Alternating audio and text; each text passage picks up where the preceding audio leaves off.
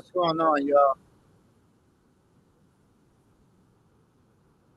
We got a great show today, as always. You can love me, but you can only love me the way you know how to love me. You gotta let me show you the way. Show you the way of how I need to be loved. That's important. That's today's show. Y'all stay tuned. It's coming. Keep on music. Make sure you also check out all my music on your favorite music streaming platform.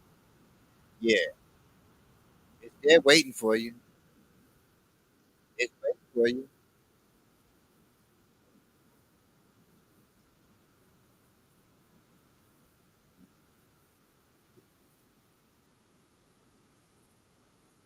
Yeah, yeah, yeah.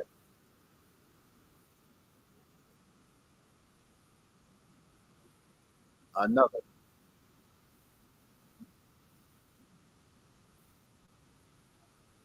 Yeah,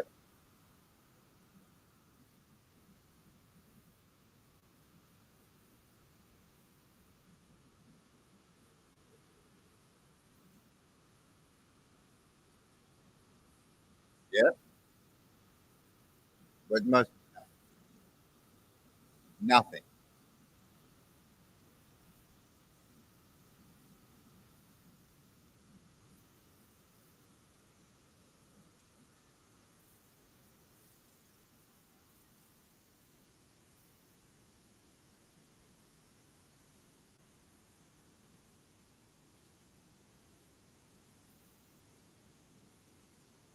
America, America.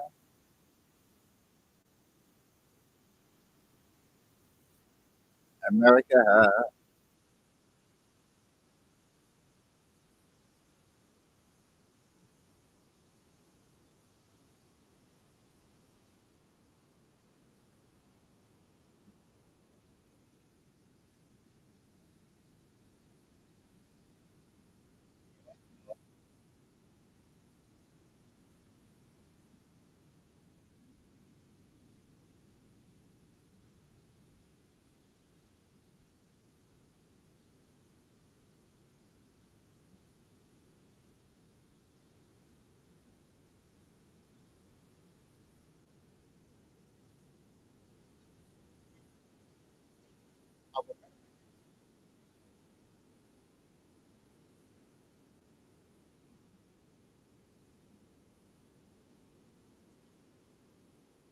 Show on.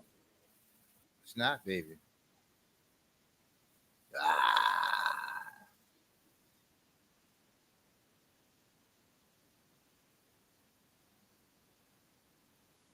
the black man.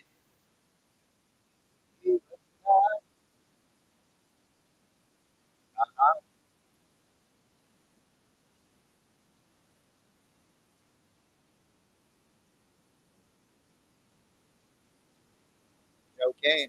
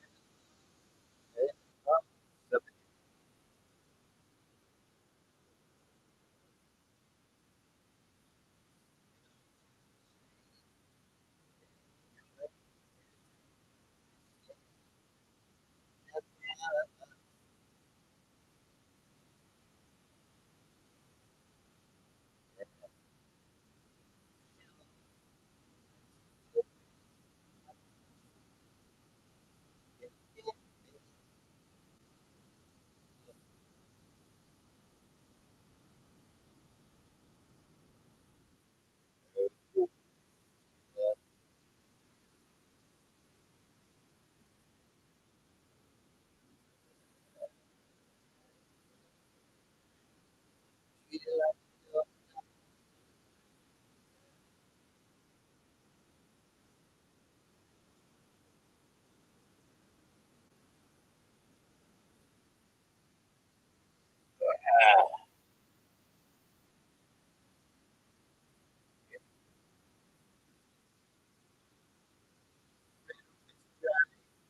dead. Not dead.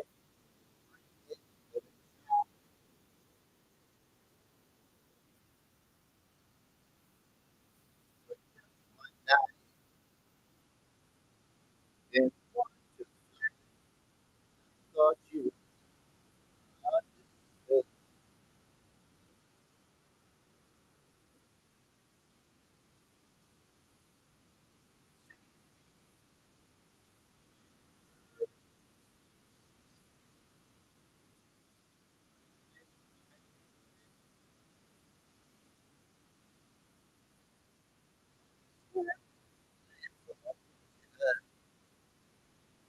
Was never not to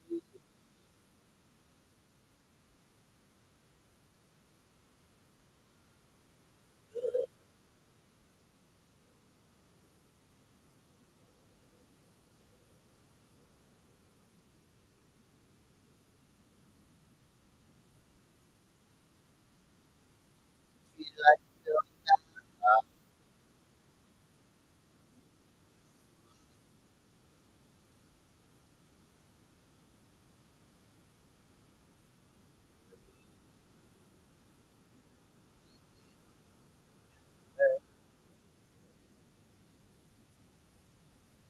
devil's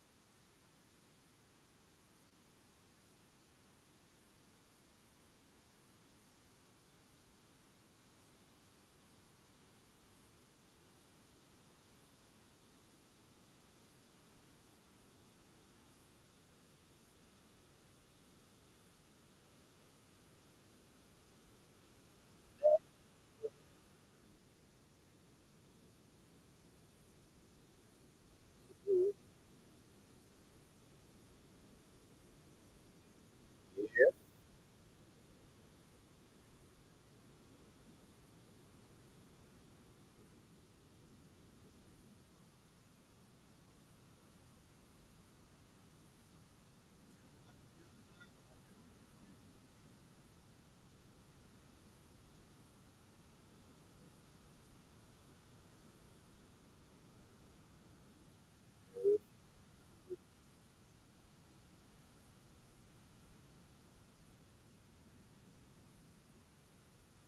It's not like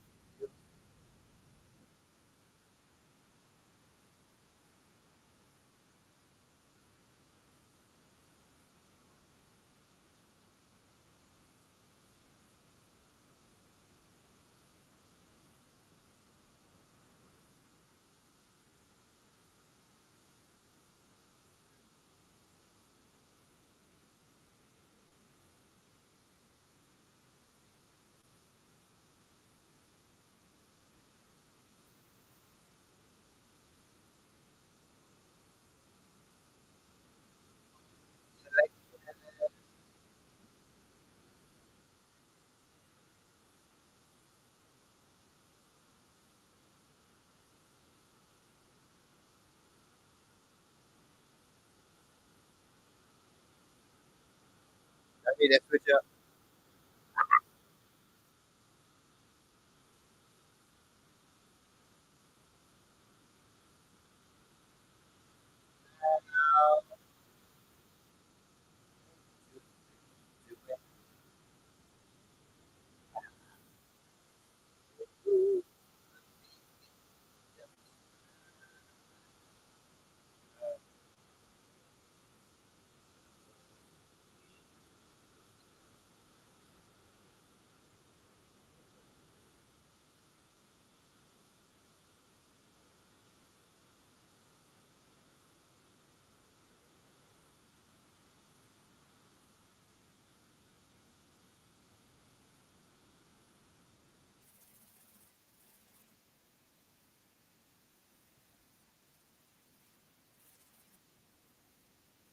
Thanks for tuning in to another episode of Daddy's Right Here Live. I'm your host, as always, Spirulina. Make sure you check out all of my music on your favorite streaming platform.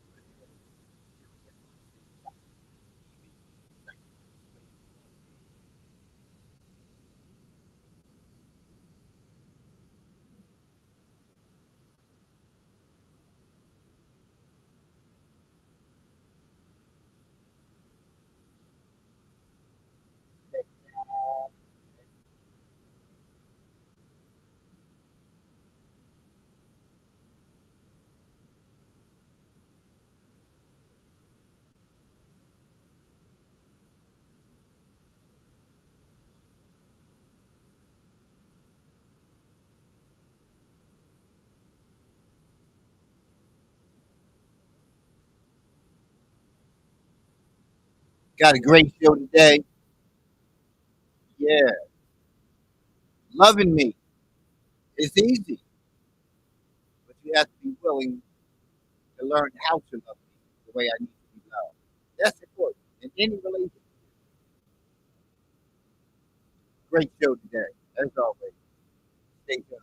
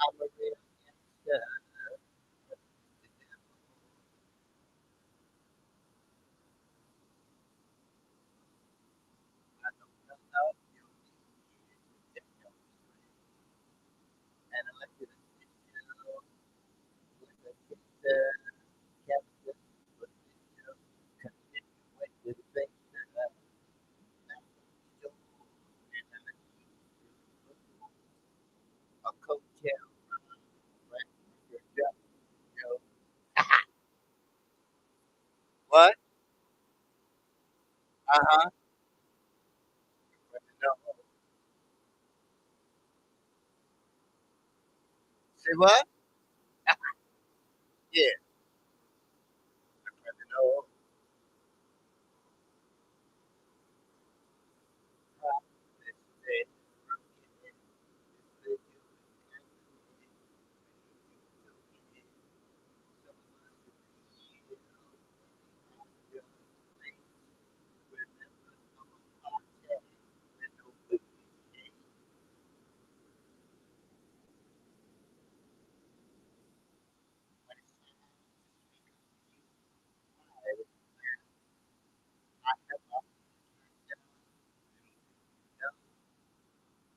Get into all the go.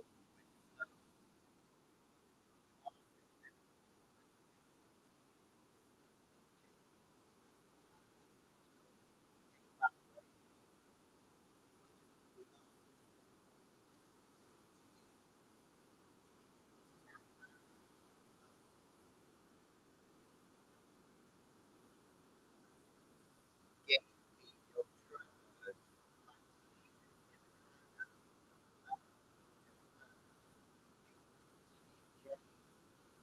Still can't do it no more. That's the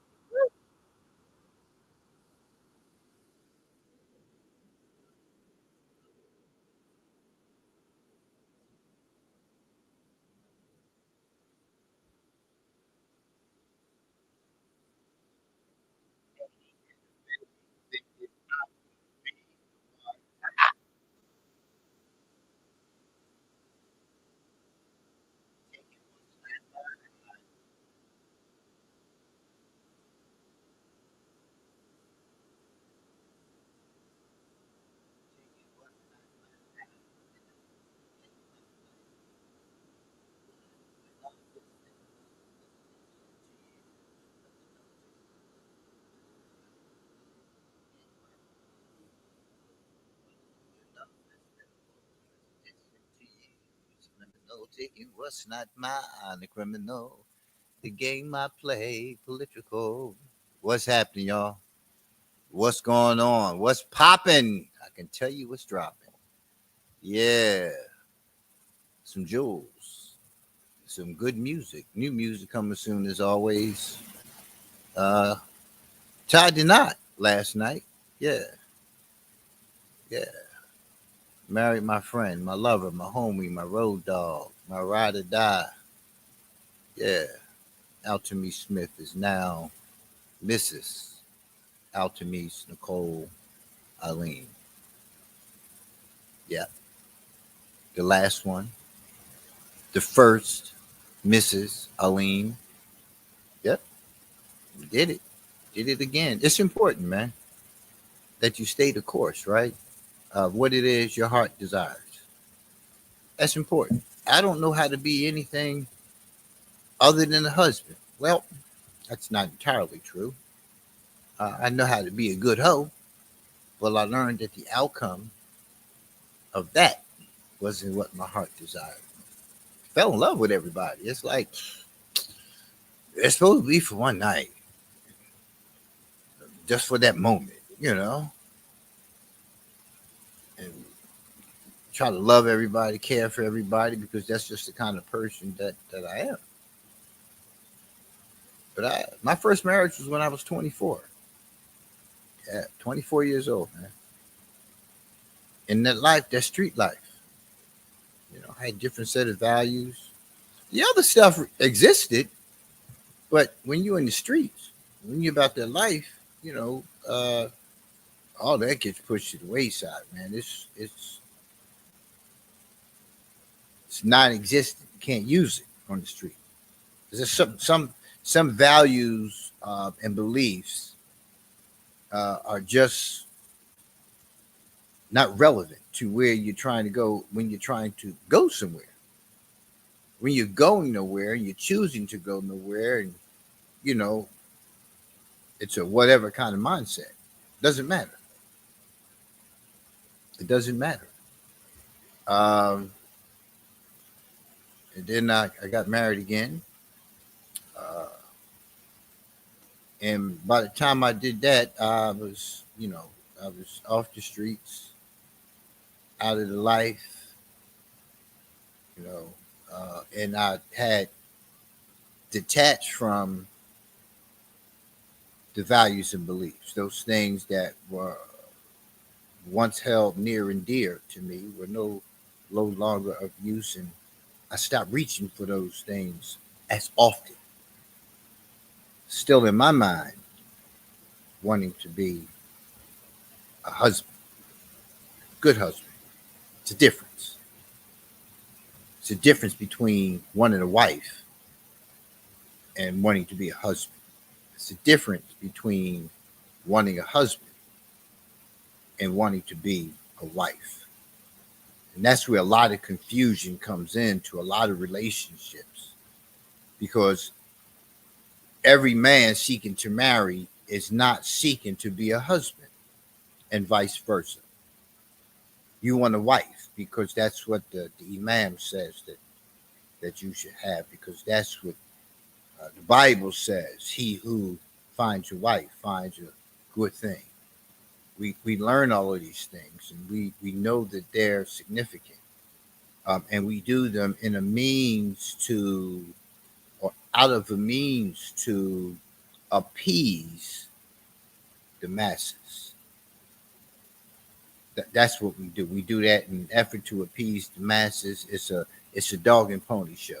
Let me get dressed up. Let me put on. Let me wear a kufi. Let me wear izar. Let me wear jalabir. Let me put a cross around my neck. Let me put the Star David around my neck, and so on and so forth. And for everybody, for everybody, because everybody in some capacity is doing something to appease others, whether it's the religious leaders, whether it's those within the ummah, the congregation, the brotherhood, the gang, your girlfriends, your homies, right? You're appeasing something because it's appealing that you stand in this light to some people. It's also a matter of if I do this, maybe they'll accept me. Maybe I'll be accepted by others. So why are you even together? Because if you're together for anything other than you are looking for a partner, looking to have someone who that's this ride or die is cool, it's cute, it's fly, but there's other layers as I laid out to you about who I marry. Because that's all the parts of it. See, coming from the streets, coming from the projects of South Philadelphia, Wilson Park, to be exact, you have layers of me. And those each one of those layers carries different sets of values and beliefs. You understand what I'm saying to you? So you have to begin to look at why you're even with this person. So by the time I got to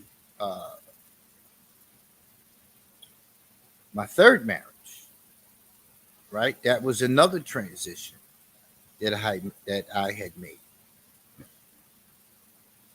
right, and I entered into my third marriage while I was in my second marriage. Uh, One marriage was through Commonwealth, the other was through the Deen, Islam, because I was moving on from the second to the third, and then there was the fourth. So each time I was exposed to a lot of challenges, a lot of hurt, a lot of periods of time when I didn't know if I was coming or going.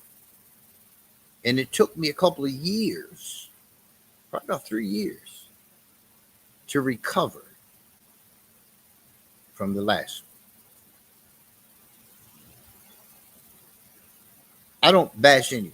I don't. You would never hear me badmouth any of my ex-wives. I always say that two good people tried to make something work that wasn't going to right from the start. And you have to see that. But what I mean by having to see that, you have to see it through a lens of what is good for you, a lens of what is best for you. And then you have to look at what for you am I talking about? Because you do things and say that this is what you want doesn't mean that it's for you. It just means that's what you want. And most of the times we don't know what's good for us. But the problem is when we drag other people through the muck and the mud because they didn't give us what we thought they should be giving us. And then we become defensive. We become confrontational, argumentative. Disdain begins to grow between us, enmity. All those things that you didn't want, you now have. And you blame the other person, forgetting that it was your choice. This was your choice based on your own perception of what it is that you thought you needed to put your life in a place that you thought it should be.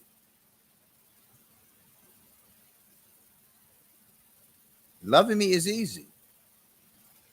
Loving anybody is easy. It's easy. But the question is, are you loving me the way I need to be loved? And only I can tell you that. You can respond to something that you have decided within yourself that I need. If I lose someone in my family that's close to me, a friend that's close to me, you know that there's pain, that there's difficulty there. You know that I'm in need. So you give me a hug. You give me a tissue because I'm crying. And that's the extent of what you know to do. But when you know your partner, you know that sometimes just being present and being silent is what to do. You know that past experiences, your valiant efforts at consolation were met with some level of critiqueness, some harshness, a reaction that wasn't anticipated. But because you were giving it from your heart, maybe, you in turn were triggered. And you in turn acted on one of your less endearing traits and said something or did something that you maybe regret only because you didn't know. Everything is not for everybody. Every response is not going to work with every situation for everybody. There's not a one size fits all means to addressing challenges found within a relationship. How I process grief is much different than yours. How I process, and I said how I process what I see as being resolvable, whatever the circumstance. If I there's some resolve to everything, even if it means just walking away from it. I don't get caught up in the back and forth. I don't do the back and forth. I don't do drama. And I don't react or respond well to it. And what I mean by that is I don't go over the top. I'm coming straight at you. I'm being direct. I'm being very candid. And that's interpreted as being harsh to some. But I'm diplomatic in that approach. And even in being diplomatic, even in talking in a low tone, even smiling while you're saying it, it's still the verbiage that's internalized by the recipient. And their feelings are valid. Right, wrong, or indifferent, you can't invalidate somebody's feelings. Don't matter what your intentions were. So oftentimes I've had to be apologetic for things that, I've said in a very direct and candid manner. I didn't stop being that kind of person. That was just my skin gauge for you. Your skin ain't thick enough to take that. So I got to come in a different way. You got to learn about your partner. And when you learn about your partner, then you learn how they need to be loved. You can't just love me any kind of way you want to love me. Your love and my love may be very different. You may come from straight up chaos, abuse, conflict, confrontation, all that drama, the theatrics. Nah. Somewhere along the line, maturity has to kick in, and you have to stop believing that way of dealing with life challenges is of value to you. There's no value in that. The outcome of that, you already have the evidence for. You already know what happens when you start yelling and screaming. You already know when you start wiggling your finger and shaking your head and all that. You already know what the outcome of that is going to be, because now we're on disrespect. Because in one breath you said, I love you, but in the same breath, you're doing things, you're saying things that are what we call in the clinical world cognitive dissonance. Your mouth is saying one thing, your behavior is just showing something else.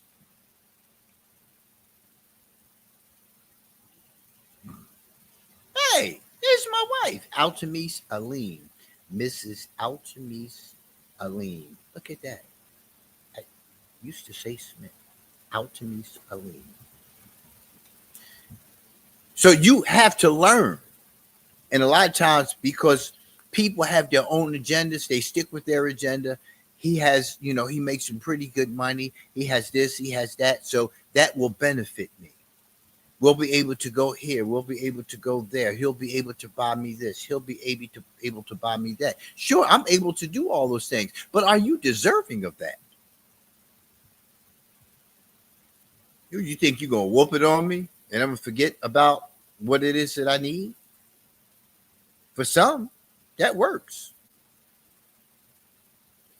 But in the real world, give yourself a hand.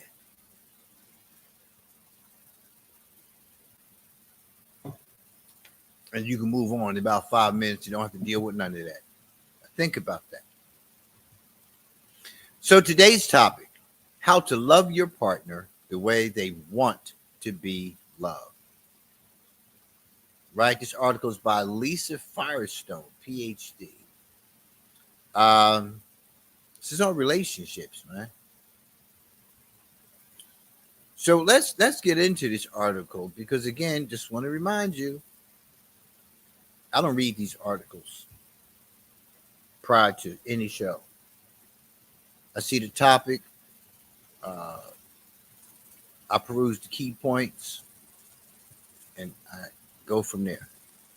So it's a learning moment when I do all of these shows for me as well. Okay, so let's get into the article. So the key points, just 3 key points that we should come away from this article having learned. First point, Research has shown that taking more loving actions can make couples feel more in love. Two, many relationship issues center around misunderstandings or miscommunications about what makes each person feel loved.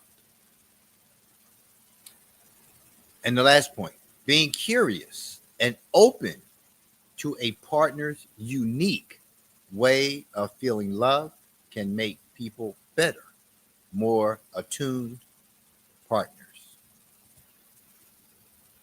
So, hearing these 3 points, first thing you should be asking yourself is, have I been doing that? And if you tell yourself no, then there's work to be done. If you're telling yourself yes, that you in fact have been doing these things, then the question becomes, are you pursuing it the right way? Are you being open minded and open hearted um, while attempting these things? Or are you having expectations, and then when expectations are not met, you're reacting from your own unresolved, right? And then causing more difficulty and challenges within the relationship. See, that's what happens in relationships. You can't just, well, you know what? I'm gonna wear a negligee tonight, since he always tells me, I don't do this and I don't do that, and then you put a negligee on, right? And you put it on, you come out the bathroom, you ready to show him what you're working with, right? With a different lens. Problem is, you don't understand the emotional responsibilities that you have failed to be upholding prior to this point. Negligee ain't gonna mean a damn thing. Now you're mad. Now you're mad because you figured the negligee maybe standing up in that thing. You know what I mean? Bang bang. Don't nobody. But you understand what I'm saying? So you're thinking, if I do this because this is what he said, I should get a different reaction from him. But you didn't think this whole thing through. You didn't think the whole thing through. You understand what I'm saying? So let's get into the article. So if you don't understand what I'm saying now, you'll catch up. As much as being in love can feel like a natural state we either experience or don't, we have much more to say in it than we may think. Research has shown that taking more loving actions can make couples feel more in love. In this way, there's much truth to the notion that love is more a verb than a noun. The more we express love, the more we ignite it in our partner and cultivate it in ourselves. Now, I want you to think about this statement here for a moment. In this way, there's much truth to the notion that love is more a verb than a noun. So, for those of you who may have forgotten this part that we got in elementary school, a verb is an action word, right? It implies there's an action, that there's something taking place, that he ran up the street. Running for office, right? It's not the jog, it's not that kind. Running for office implies that there's things that I'm doing to get to the office. If I'm not doing these things to get to the office, right, then I'm not going to get into the office. A noun is a person, place, or thing. Let's say this together. A noun is a person, place, or thing, right? So when somebody says, I love you, is that a noun? I mean, is that a person, place, or thing? You got to be real clear on this. You have to be. And this is where some of the confusion comes in. Because if I'm seeing love as a verb, you're seeing love as a noun, you're only saying it because it's a thing to say. I'm saying it because I am or intend to take action to secure this relationship with you. Compromise, submit, those things necessary. Be a good listener. Pay attention to body language. Look for that wounded look in her eyes. Yeah. Right? You should understand. And already you should begin to see where some of the conflict is with what you say to a person when you use the word I love you in a sentence. You use love in the sentence I love you, right? So love, me, love you. Meaning action. I will do these things under this umbrella to and for you. Need you to understand that. Let's go back to the article. Thinking about how we show love can be a powerful practice for keeping our feelings alive and well in a relationship. The key isn't to solely focus on our feelings of affection, but to think about what our partner perceives as love. In other words, what actions would that specific person experience as loving? It's common and fairly instinctual to give love how we would feel it. For some people, that means showering their partner with cards and gifts, expressing lots of affection, and frequently saying, I love you. For others, it's something more low key, a quiet appreciation of the other person, wherein you give them space to do their own thing. So that's who I am. I'm more of the latter, right? I can do the other things, the gifts and all those things. I mean, that's you should always bear gifts to somebody that you care for. But that's not the foundation that I want to set for a successful relationship.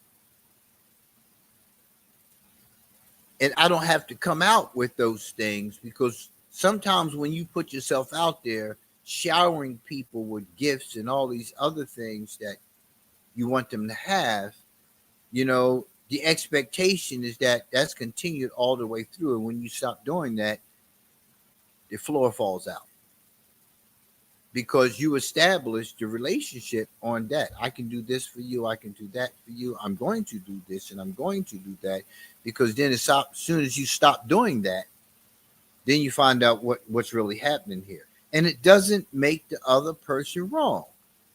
Wrong for you, wrong for me, but it doesn't make them wrong. It's on you to participate in how the boundaries are going to look in this relationship, what things are favorable. But you have to learn how to blend those things. You can't keep showering and then don't say anything about the challenges, the red flags, the things that we turn the blind eye to because we want what we want. And then as soon as we get what we want, we change too.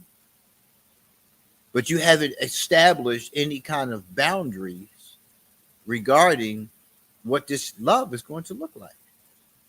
So for me, being a more low key person, a quiet appreciation of the other person, wherein you give them space to do their own thing. And doing your own thing doesn't mean that you can go out acting like you're not in a committed relationship. And we'll just frame it like that. There are things you can no longer do. See, when I have to work harder than you, listen to what I'm saying. When I have to work harder than you at making the adjustment to what you know and expect to be a monogamous relationship, but you still acting single-minded, when I have to keep confronting those things when it's your responsibility to fix those things because of the verb aspect of the word love, then that's a problem. That's a problem. That's your job. Why should I have to come out of the sanctity of my safety space, my peaceful, spiritual, woosah space to keep telling you what your responsibility is? Why should I have to do that? Again, that means I have to turn my lens away from the verb aspect of love that I understand, that I live by, and the low key application. I have to look towards what's happening here with you, because for you don't have the same perspective. Now that's going to always be a challenge in any relationship, learning how to give and how to receive and how to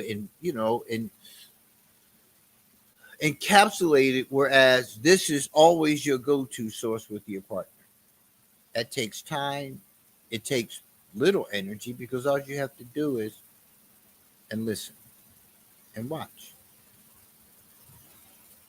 Many relationship issues, back to the article, can center on misunderstandings or miscommunications about what makes each person feel loved. For instance, one person may expect their partner to know instinctively what they want and need. They may feel hurt by their partner when they inevitably get it wrong, thinking things like, I would do this for them. Why wouldn't they do that for me? The answer may be that their partner doesn't see that particular action as meaningful or desirable in the same way. They simply have different things they categorize as expressions of love. Now, that one paragraph can be a guide. That one paragraph. Many relationships can center on misunderstandings or miscommunications about what makes each other person feel love. We don't know each other. And a lot of times we don't put energy into coming to know each other. We have sex and just assume that that sex is the foundation of our relationship. That's it. We don't have to talk about what? We have great sex. What do you want to talk about? What do you want to build on? I don't understand that part. Like, what's the point? I mean, for real. I do you, you do me. It's just us. We don't do anybody else. But I'm going to dump on you all I want. No. That's a miscommunication. That's a misunderstanding. See, so let me help you. Let me enlighten you on how I need you. We don't have to have a misunderstanding, right? But we will from time to time. Misunderstanding often comes on the heels of miscommunication, no communication, failed communication. Failed means that you left some parts out. Miscommunication that is laden with bad information and wrong information and wrongly interpreted because you thought.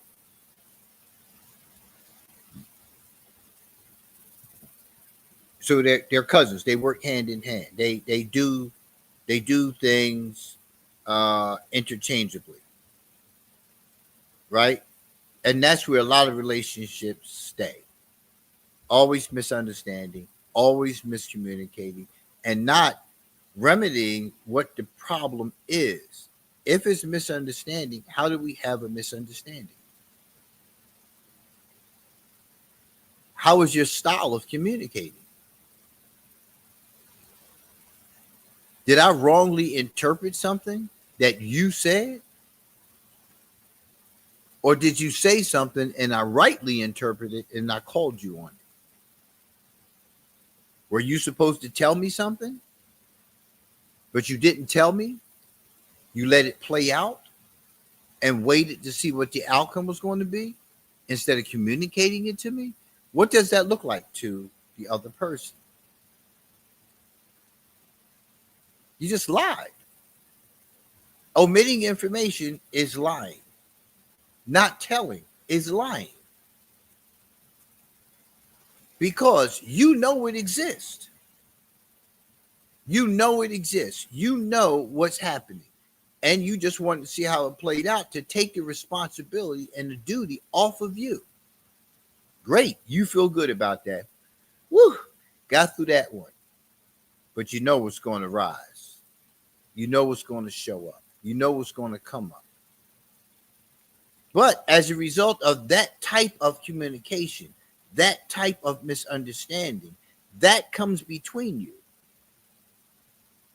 When you feel comfortable enough to do that, in this instance, you will do it in every instance that you feel uncomfortable about confronting because you don't want a certain outcome. You're thinking about you, but you make space within yourself to confront me when I do the same thing, but you want to call it something else. You want to call it something else. You want to call it, I forgot. You want to call it, well, I really didn't know until then. You want to call it, well, I'm sorry. Wasn't my fault. That's what you want to call it. But when the other person calls it what it is, then that's the problem. That's the thing with trust. If I trust you, don't violate that in any capacity. Because if you violate that, then I'm going to assume that it exists in other areas too. And you can't tell the other person, don't assume. Because why would you feel the need to lie to me? When you knew all along, why would you feel the need to lie to me?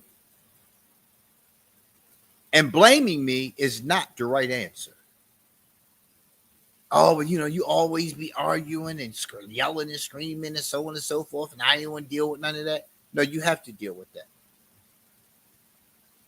You'd be better off dealing with that than dealing with violating my trust. But everybody doesn't see things from that perspective. They may feel hurt by their partner when they inevitably get it wrong, thinking things like, I would do this for them. Why wouldn't they do it for me? Well, it didn't turn out this way. Well, it turned out that way. I mean, why are you upset? It still turned out. No, I'm still stuck on the trust. And I have the right to be. You don't have the right to tell somebody, well, why are you stuck on that? This is what the outcome was. No, I trusted you to be honest with me.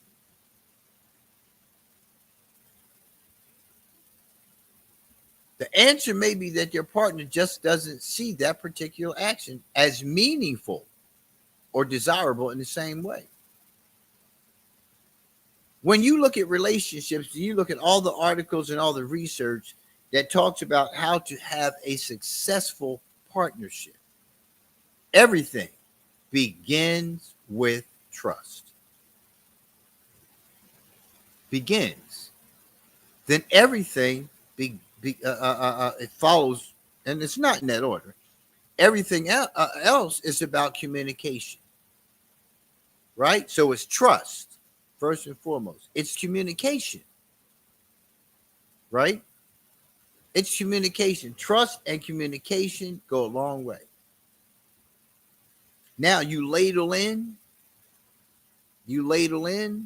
all the other stuff. But everything is trust and communication. Then you start ladling in everything else about how you love. You ladle that in. Then as you stay in that for a while you're ladling yours in, you got to go back with another ladle. You got to ladle in the things that you're learning about me. Right? Trust and communication. And the last one I'll add to that list is submission. And that's for the man and the woman. Both of you have to submit to one another. Both of you have to establish what submission looks like to you, what it sounds like to you. And then respect. So it's trust, communication, submission, and respect. And that's a lot. It's doable. But you have to learn how those things look to one another. I have to tell you what that looks like to me. You have to tell me what it looks like to you. Oftentimes, because that doesn't get established, it's an ongoing battle.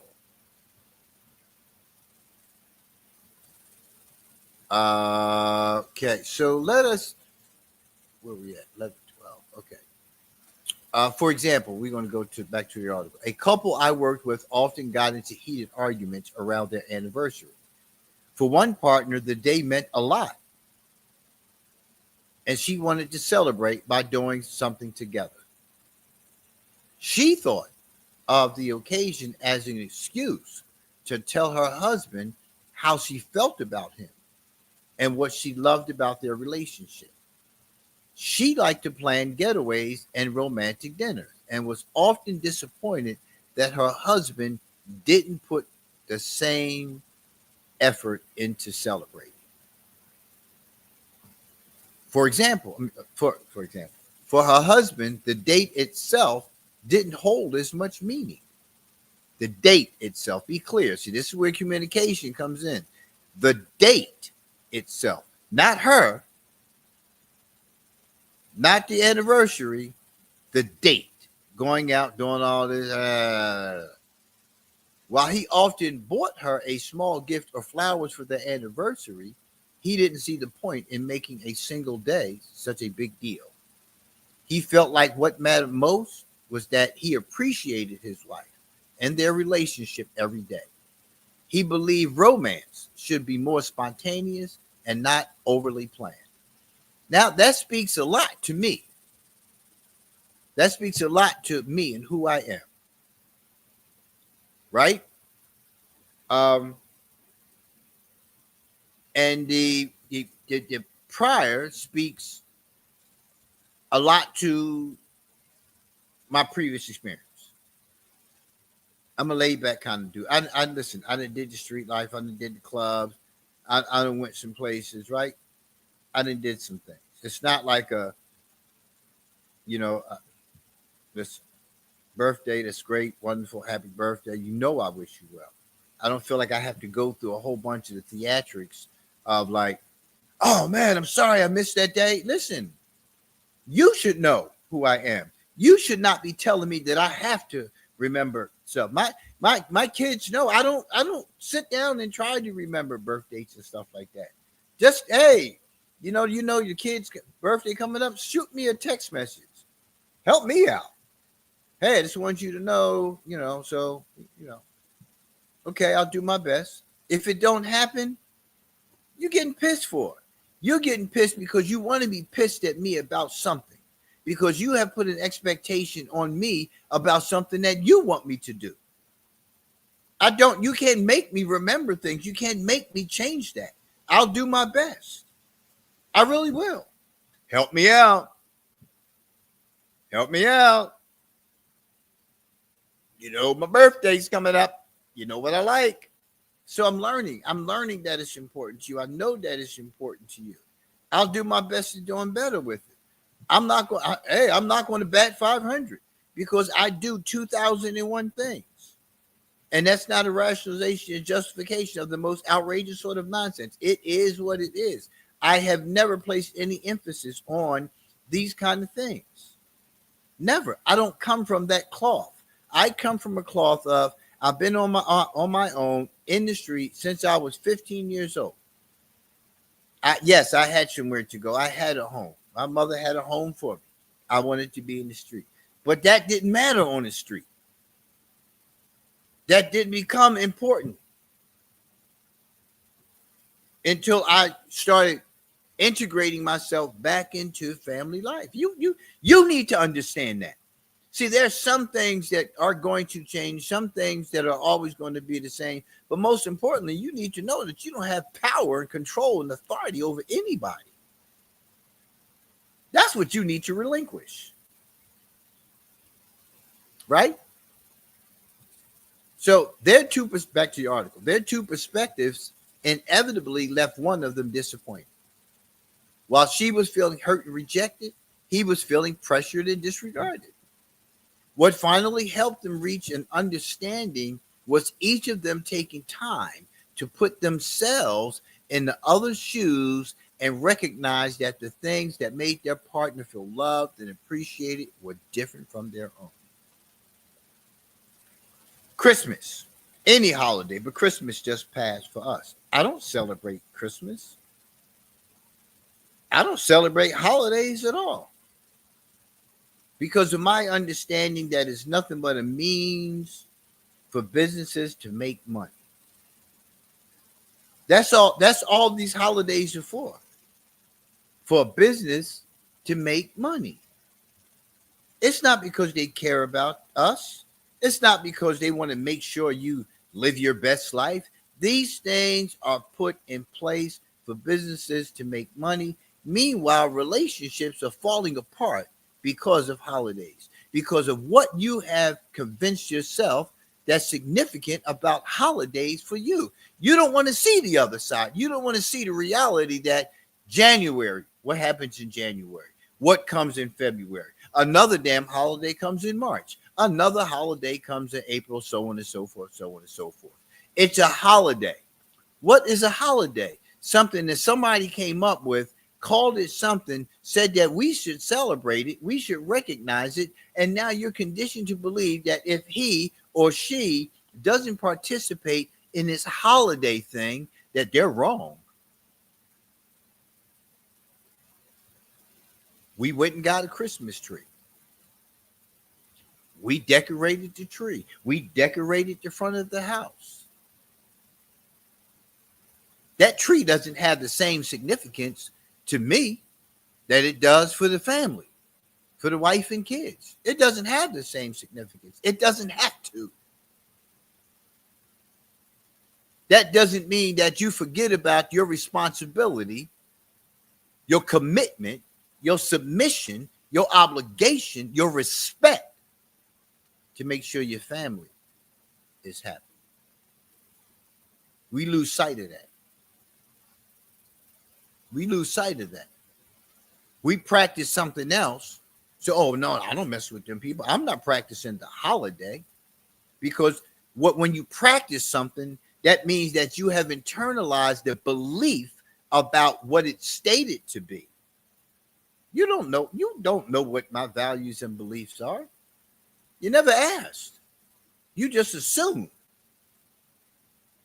You just assume. So now some of y'all thinking, well, I thought, ain't he Muslim? What is a Muslim? What does a Muslim believe? What does a Muslim want? Do you even know?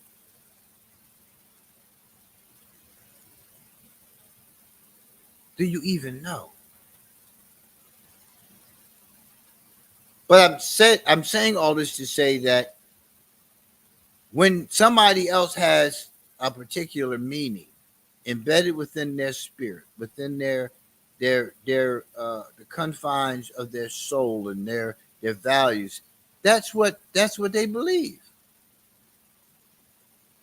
You know how happy she was to get a 7-foot tree? You know how happy she was to have the front of the house decorated, fully decorated? You know how devastated she was when Frosty didn't stand up like the picture on the box?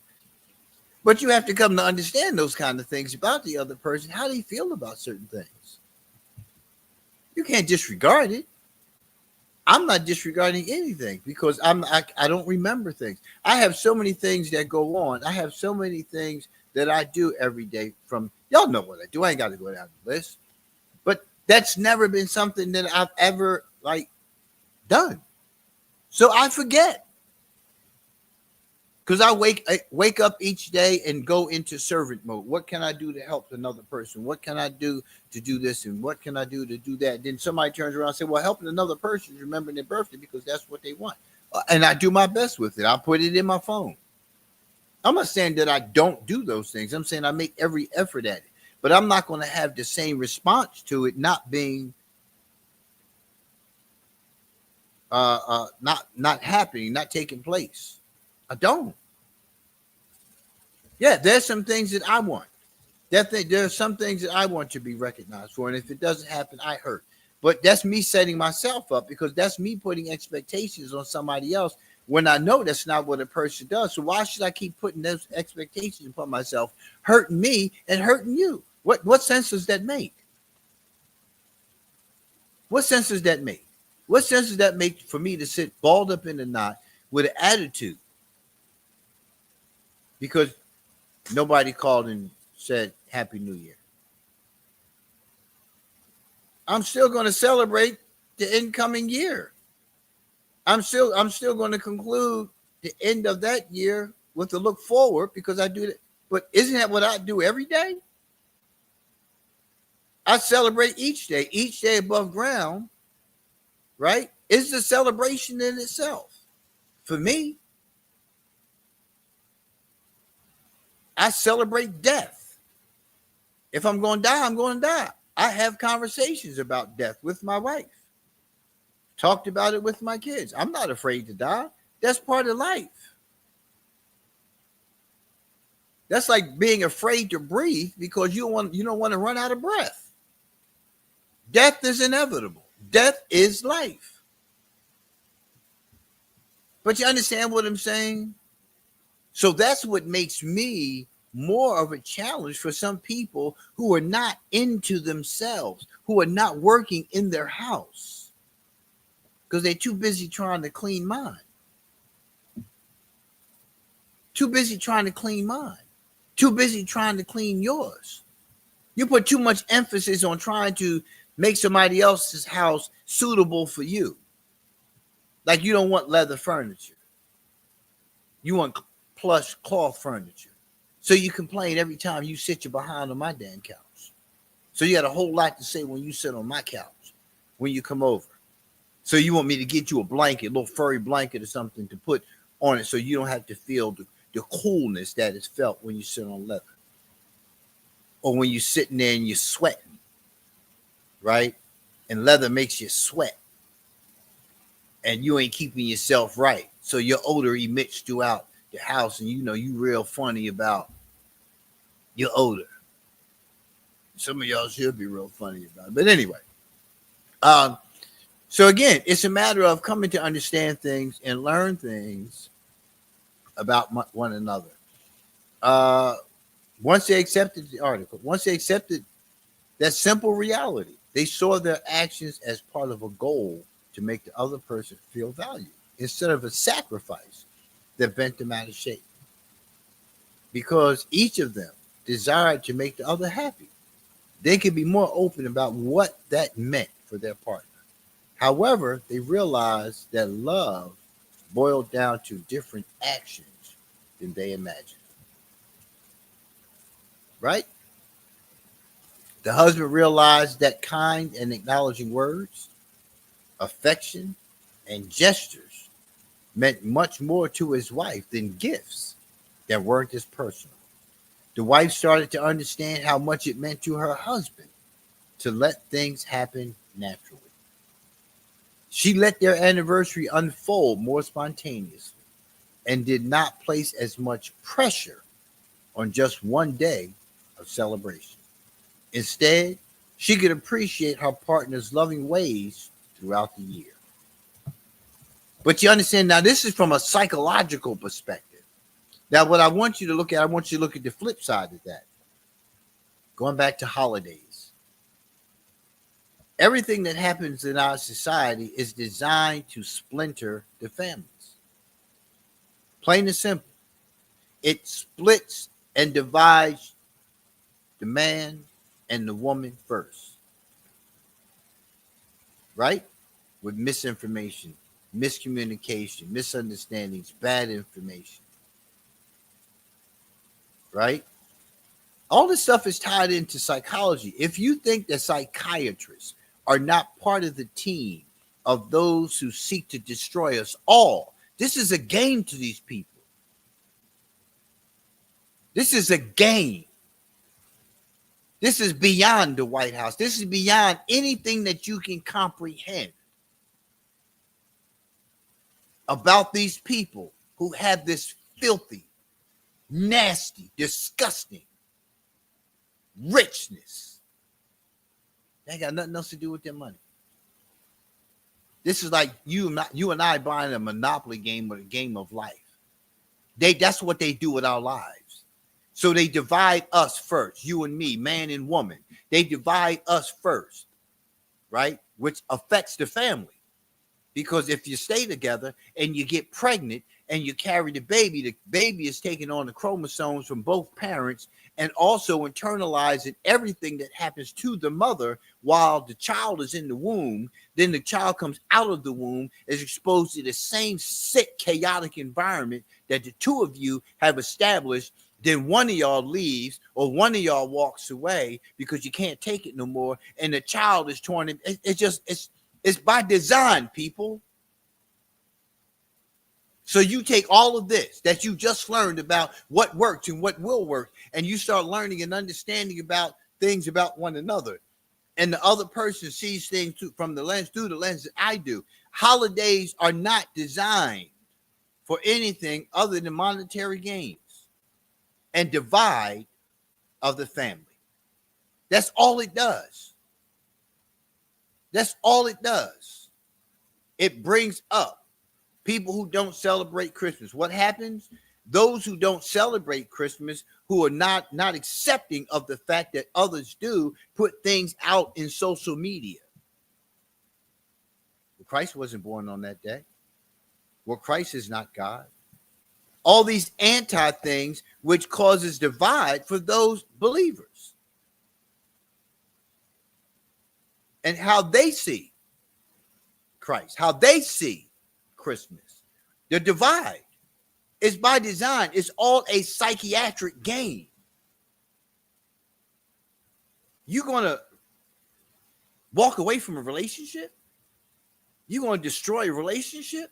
You really going to divide you and me because of Valentine's Day? Because I didn't come on Christmas? But you said that you believed in Christmas because of Christ, yet still I didn't get you a gift. What does it have to do with Christ if you see that as being God's gift to you? And you, that being the season, the reason. Why are you mad because I didn't bring you a gift? You really gonna be mad because I didn't take the kids Easter egg hunting when you could have found somebody else to take them from the church, the believers of that? So you put the pressure on me? How is that right?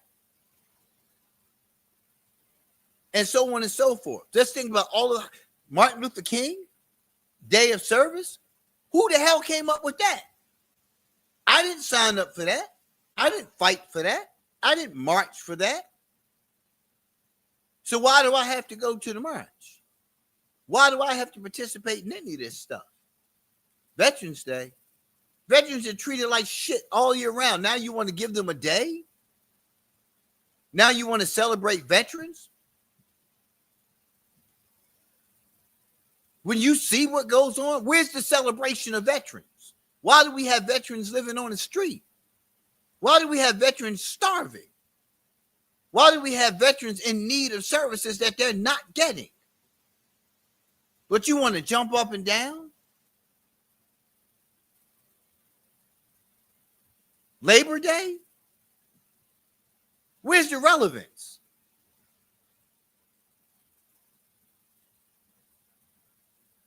Think about it. But you want to be mad at me because I'm telling you this, and this is my perception, but my perception is wrong. What I'm trying to tell you is, if people are not accepting of one another and these kind of things become deal breakers, we didn't belong together any damn way. Because it's not just holidays, it's other things too. If you're not learning about that person, if you're not making the adjustments and you're not adapting, adopting something, you know, this ain't for us. I'm not going to be arguing every March the 1st to the 15th. I'm not going to be doing it. I'm not. Because you think. I do for you all year round, just like this thing. It's, you know, her appreciating what he does all the time. That doesn't mean I'm not going to do anything for you. That doesn't mean I'm not going to. But stop pressuring me to make sure I get this and I get that for you on some damn holiday.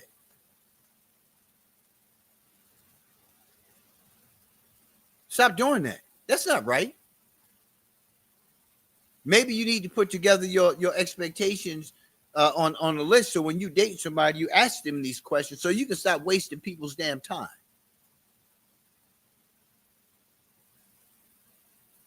Because somebody comes to the table with a bunch of deal breakers on the list, you need to move on, because they're not going to make any adjustments on anything that they don't desire to. That's the reality, folks. That's the reality. We're going to get to the list. There's a list of 1, 2, 3, 4, 5 things.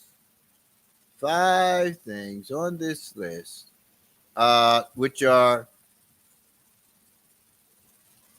learning how to get better. So the last paragraph says all kinds of factors determine what each of us experiences love. Yet being curious and open to our partner's unique way of feeling love can make us better, more attuned partners. So how can we get better at knowing what our partner wants and knowing what our partner needs? That's what's the most important. How can I do this? You know, I need to learn, you know, because if I don't learn, then we're gonna have a problem over and over and over again, and we don't have to. We don't have to learn. We'll complete.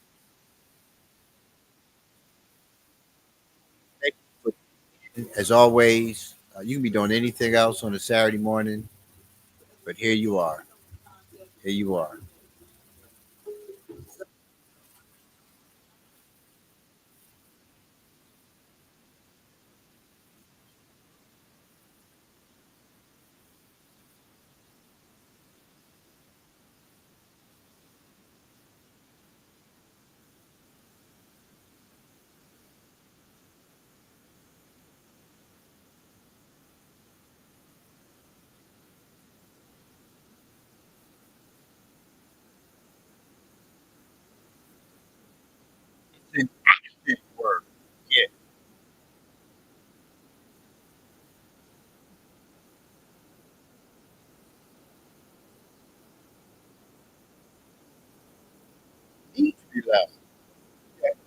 man, baby.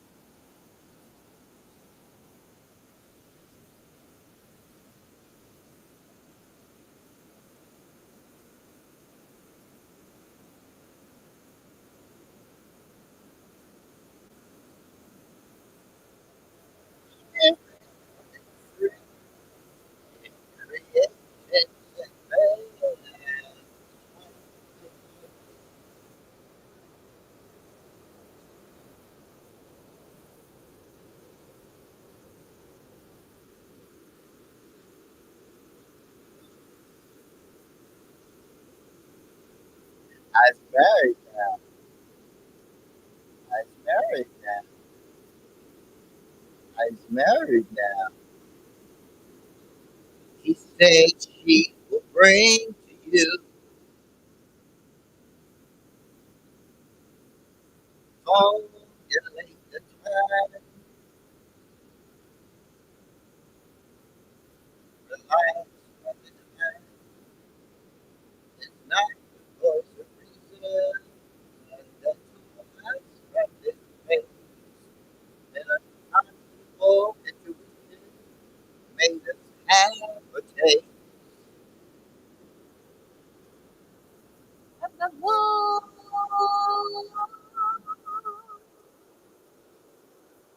without you.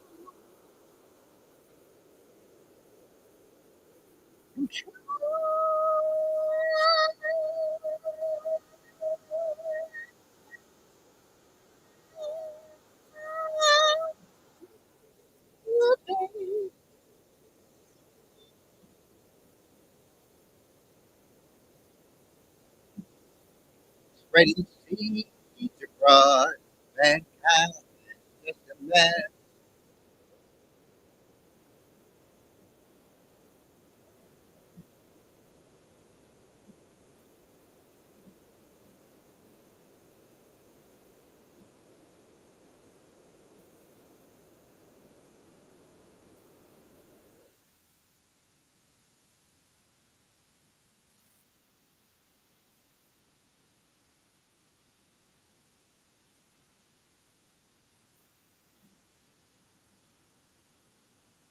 Be careful and protect in her from him, us live direct, and it unchecked in turning strife and either way.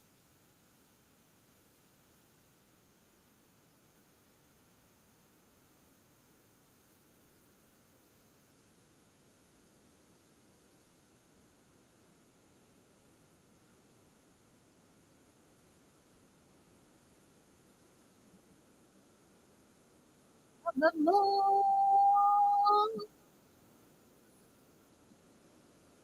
the Lord,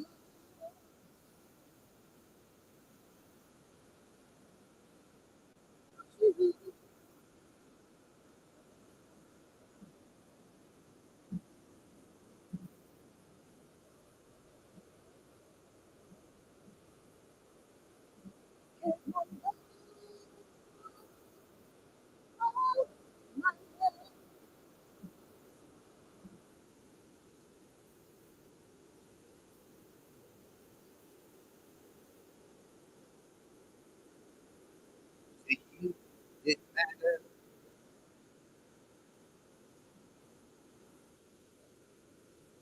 Did you let me compromise? Not your way. This makes it come back and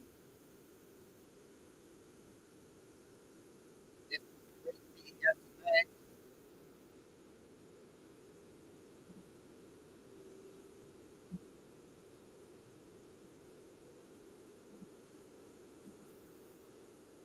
I like you, friend.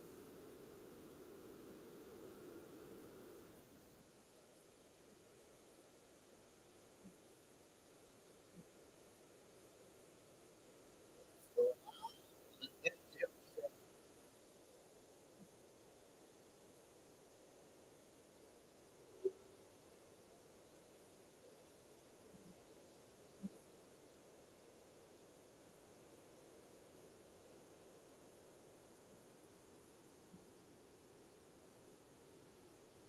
tuning in.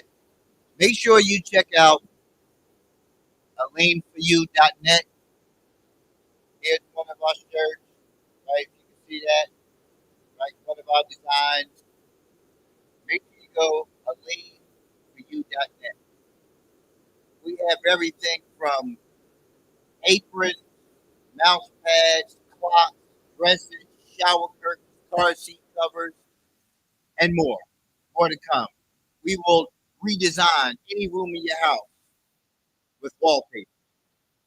You tell us what you want, we'll create it, we'll get it to you, change your life. Y'all have a great day. Thank you for tuning in.